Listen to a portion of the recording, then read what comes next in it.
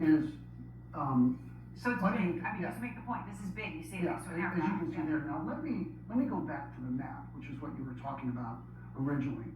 What was given was this box is where those were struck. So what I'm going to do is within these Zagros mountains, very mountains, very difficult. These could be positions where they would have anti-ship ballistic missiles, launchers buried deeply underground, as well as mine laying capabilities.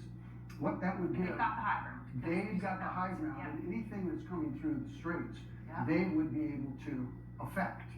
Now, let me also show you what the difference is between the two. You talked about GBU 72.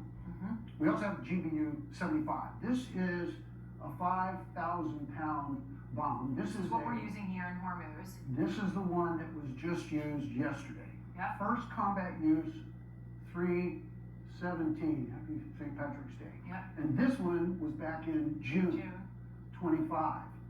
What this has is this bomb can only be delivered by the B2, which is Columbus-based, Missouri.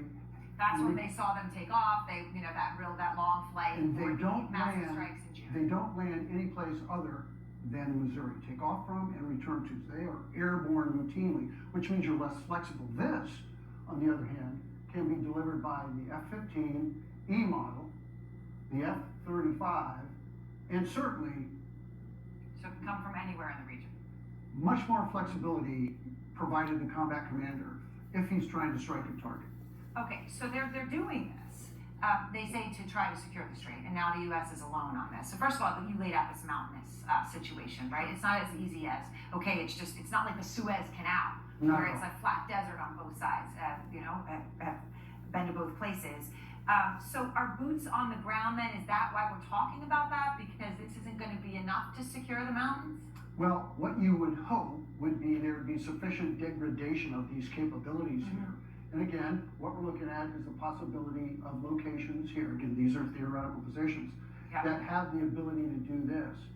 If the attack through the air, this maritime air campaign is insufficient, then there may be a requirement to put boots on the ground that would come up through here, through here. Taking any incoming fire. They would, and they would then have to go ashore. And if they go ashore, if this is the Marines, they're going to have to go ashore.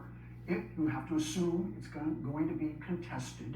They've got to secure where it is they're landing. That's Bandar Abbas, so it would probably be off to the side over here. Yeah.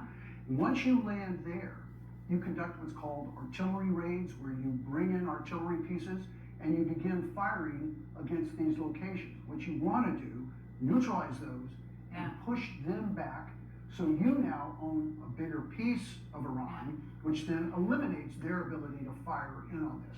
That's an incredibly difficult task.